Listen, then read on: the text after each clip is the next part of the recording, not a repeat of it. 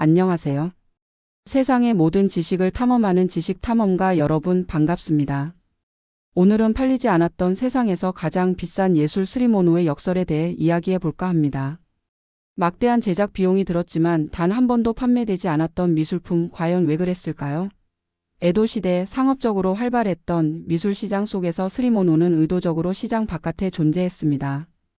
이 판화들은 당대 최고의 기술과 금, 은과 같은 귀금속 가루를 사용해서 극도로 사치스럽게 제작되었어요.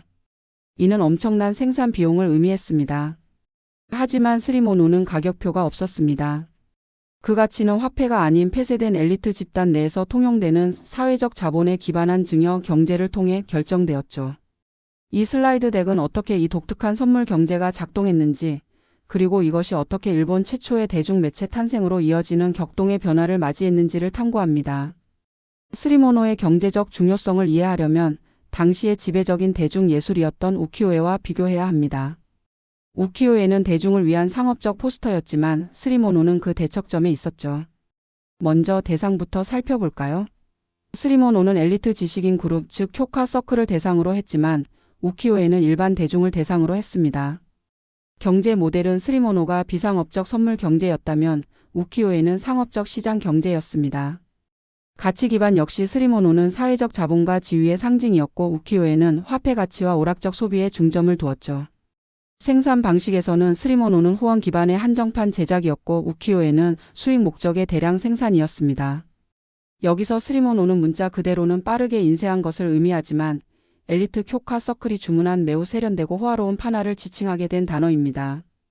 반면 우키요에는 떠다니는 세상의 그림으로 대량 생산되어 저렴하게 판매된 대중적인 목판화를 뜻합니다. 스리모노의 비화폐적 가치는 의도적으로 관리된 희소성 전략을 통해 확립되었습니다. 생산 비용 자체를 높여 가장 부유한 후원자만이 의뢰할 수 있도록 하는 것이 이 네트워크의 배타성을 유지하는 핵심 필터였죠. 재료부터 달랐습니다. 종이는 최고급 호쇼 종이를 사용해서 상업용 판화와 차별화했는데 이는 상당한 재정적 투자를 의미했습니다. 안료로는 금, 은과 같은 귀금속 가루를 아낌없이 사용하여 판화 자체의 불을 직접적으로 내재화했죠. 이는 소매 가격과 무관하게 높은 가치를 보장했습니다. 기술적으로도 엠보싱 같은 복잡하고 노동 집약적인 기법은 생산 비용을 더욱 상승시켰습니다. 또한 공급 통제도 엄격했습니다. 발행 부수는 의도적으로 50부에서 500부 사이로 극소량만 제작되었습니다. 이는 높은 고정 비용을 극소수의 판화에 분산시킨 것으로 상업적으로 판매되었다면 우키요에보다 기하급수적으로 높은 단가를 의미합니다. 후원자들이 이러한 비효율적 생산 모델을 기꺼이 감수했음을 보여주는 대목이죠. 주된 목표는 수익이 아닌 지위의 과시와 통제된 배포였습니다. 스리모노 경제는 전적으로 쿄카 서클에 의해 지탱되었습니다. 이 지적 예술적 엘리트 집단은 생산과 유통에 필요한 재정적 자본과 지적 콘텐츠를 모두 제공했는데요. 후원자들은 주로 문화적 정통성을 추구하는 부유한 상인이나 유동 자본과 여가를 가진 고위급 사무라이들이었습니다. 이들의 투자는 단순한 기부가 아닌 사회적 지위와 네트워크 영향력을 강화하기 위한 전략적 지출이었죠. 고바야시 후미코가 제시한 순환하는 지식과 오락이라는 사회학적 모델은 이 네트워크가 어떻게 활력을 유지했는지 설명합니다. 첫째, 엘리트 구성원들이 세련된 쿄카시를 제공합니다. 이것이 지적 자본이죠. 둘째, 부유한 구성원들이 호화로운 인쇄에 필요한 자금을 댑니다. 이것이 재정 자본이고요.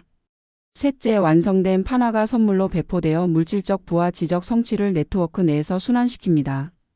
이 모델은 독특한 지적 콘텐츠를 통합함으로써 시장이 미학적으로만 유사한 저급한 판화로 넘쳐나는 것을 막고 네트워크의 배타성과 가치를 보호했습니다. 스리모노는 금전적 이익이 아닌 사회적 관계와 지위를 구축하고 과시하기 위한 도구였습니다.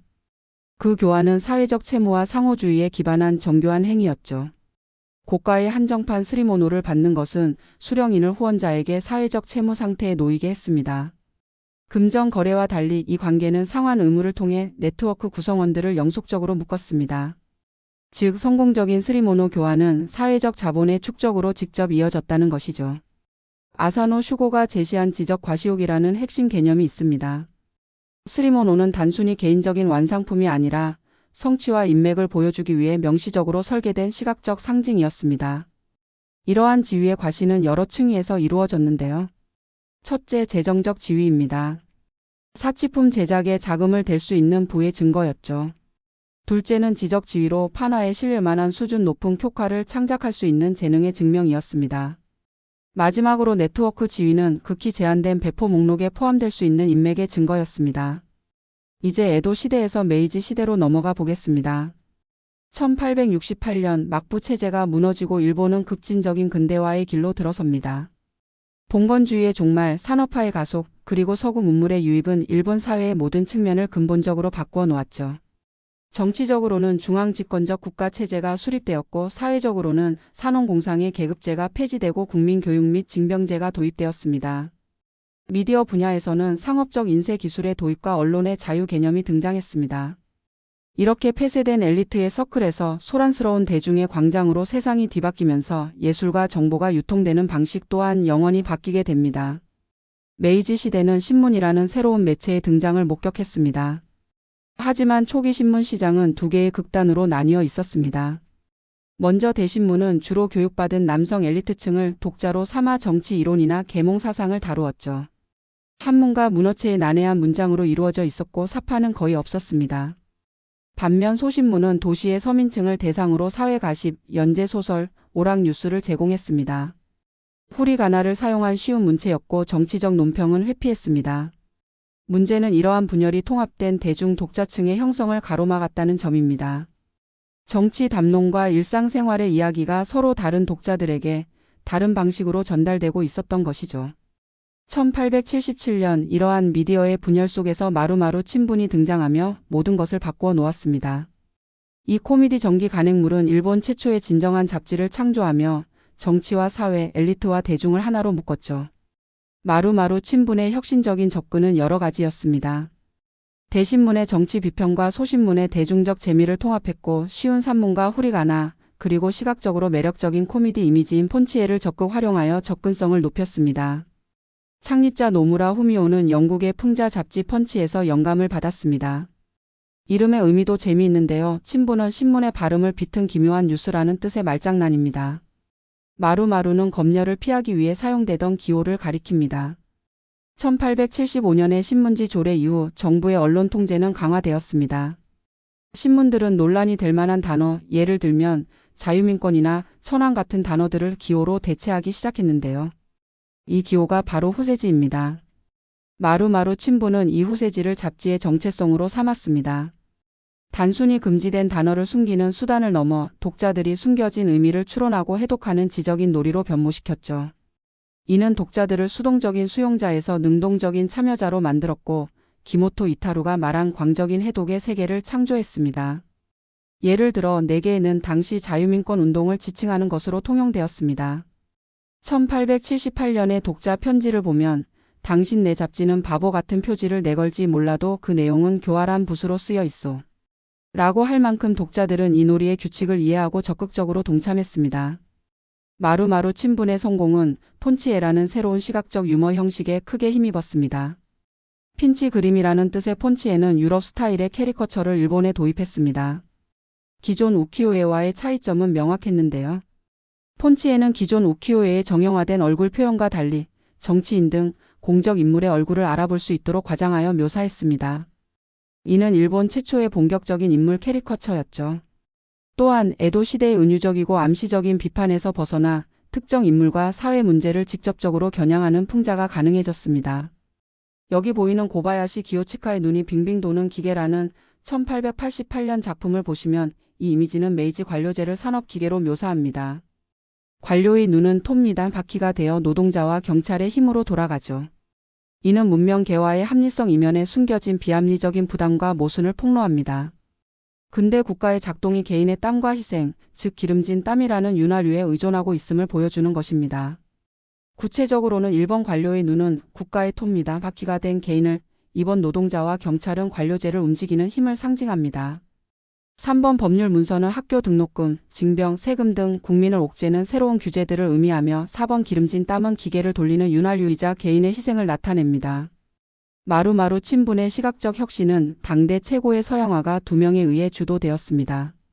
이들은 순수 미술의 기술을 대중적이고 코믹한 매체에 접목시켰죠. 먼저 혼다 긴키치로는 초기 마루마루 친분의 사파를 담당했습니다. 유럽 동파나 스타일의 무겁고 교차하는 선을 사용하여 깊이감을 표현했고 일본 최초로 정치인 캐리커처를 도입하여 직접적인 풍자의 시대를 열었습니다.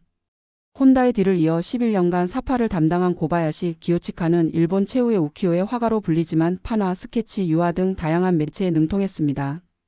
초기에 거친 스케치 스타일에서 벗어나 점차 섬세한 음영과 원근법을 사용한 성숙한 석판화 스타일을 발전시켰죠.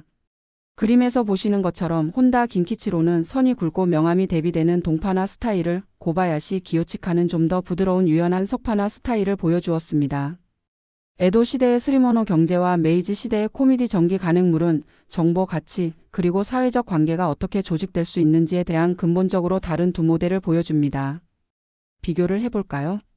교환 메커니즘은 스리모노가 상호주의적 선물이었다면 코미디 잡지는 화폐를 통한 구매였습니다. 자금 출처는 스리모노가 엘리트 후원자였지만 잡지는 대중 판매 수익이었죠. 주요 가치는 스리모노가 사회적 자본과 지적 과시욕이었던 반면 잡지는 정보 오락, 정치 비평이었습니다. 생산량은 스리모노가 50부에서 500부로 극도로 제한되었지만 잡지는 수만 부 이상으로 대량 생산되었습니다. 재료 품질도 스리모노는 금, 은, 호쇼 종이 같은 최고급 재료를 썼지만 잡지는 산업적 기계 인쇄용지였습니다. 시각 언어는 스리모노가 전통적 미학과 암시적 표현을 썼고 잡지는 캐리커처인 폰치에와 직접적 풍자를 사용했죠. 독자와의 관계에서 스리모노는 폐쇄된 네트워크의 수령인만을 위한 것이었지만 잡지는 익명의 대중 독자 또는 참여자를 위한 것이었습니다. 마지막으로 핵심 기능은 스리모노가 지위의 확증이었다면 잡지는 대중 여론 형성이라는 차이를 보였습니다. 과거는 현재의 거울이라고 하죠. 스리모노는 오늘날의 한정판 명품이나 NFT와도 흥미로운 연결고리를 가집니다. 먼저 스리모노와 한정판 명품은 희소성 높은 제작 비용 그리고 명품으로서의 가치를 공유합니다. 스리모노와 NFT를 비교해 볼까요? 첫째, 대체 불가능성입니다. 각 스리모노는 특정 시 후원자, 예술가와 연결된 고유한 창작물이었고 다른 판화와 동등하게 교환될 수 없었습니다. 마치 NFT처럼요. 둘째, 내재된 메타데이터입니다. 판화에 새겨진 시와 후원자의 정보는 그 출처와 진위성을 증명하는 역사적 메타데이터 역할을 했습니다. 셋째, 가치 검증입니다. NFT가 암호화 기술로 희소성을 보장한다면 스리모노는 후원자의 검증 가능한 부와 시인의 검증 가능한 재능으로 그 가치를 보증했습니다. 두 시스템 모두 평판과 지적 연결이 가치를 결정하는 폐쇄 루프 교환에 의존합니다.